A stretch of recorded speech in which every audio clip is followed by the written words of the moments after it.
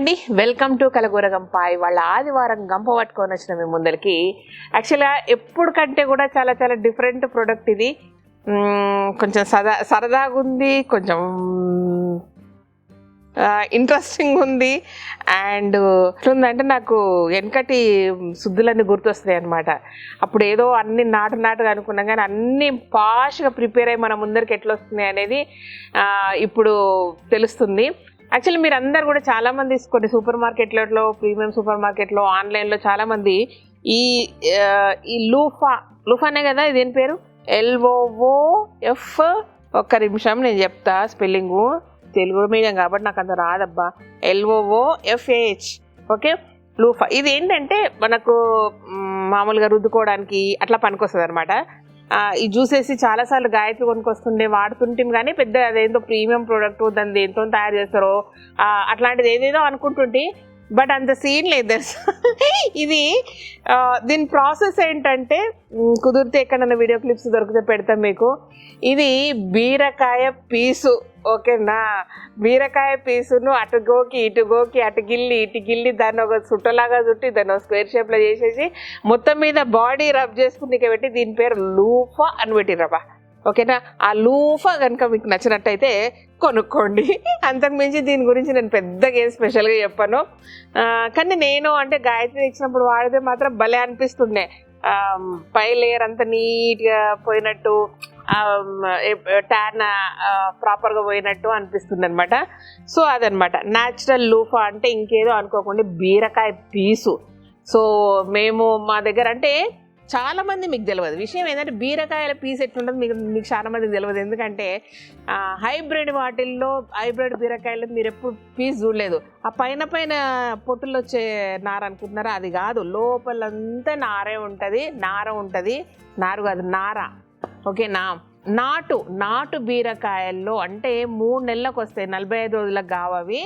3 నెలలకు తీగలు పెద్దగా వారినాక పెద్దగా అవుతాయి కూడా అవి.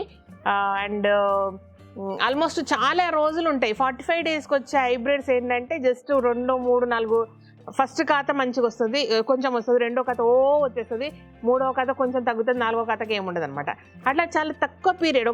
అది 45 డేస్లో వస్తుంది. నాకు తెలిసి ఇంకొక హార్డ్లీ ఒక 1 మంత్ కూడా ఉండదు అది ప్రాపర్గా కమర్షియల్ పంట అయితే. ఓకేనా. బట్ ఇళ్లల్లో మనం చేసుకుంటే మాత్రం అప్పుడు 2 ఇప్పుడు 2 కాస్తున్నాయి కాబట్టి మనకు పెద్ద ఫరక్ పడదు, వండుకొని తింటాం. కానీ నాటువి ఏంటంటే వేస్తే కనీసం 3 నెలలకు కానీ కాయవు, అండ్ చాలా రోజులు ఉంటాయి. ఇవి ఎస్పెషల్గా ఊర్లలో పసుపు తోటల చుట్టూ ఫెన్సింగ్ అట్లా వేస్తారనమాట. సో ఇవి ఎస్పెషల్గా ఏంటంటే పసుపు తోటల చుట్టూ ఫెన్సింగ్ కానీ, వేరే తోటల చుట్టూ ఫెన్సింగ్ కానీ వేస్తారు. ఆ పంట పోయినా సరే చివర్లంతా కూడా ఇది ఉంటుంది అనమాట. పసుపు తోట ఆల్మోస్ట్ 11-12 నెలల పంట కాబట్టి దాని చుట్టూ ఈ బీరకాయలు, ఈ నాటు ఇవన్నీ వేస్తే ఇయర్ మొత్తం ఆ కుటుంబానికి సరిపడా కూరగాయలు దొరుకుతాయి. అది సంగతి.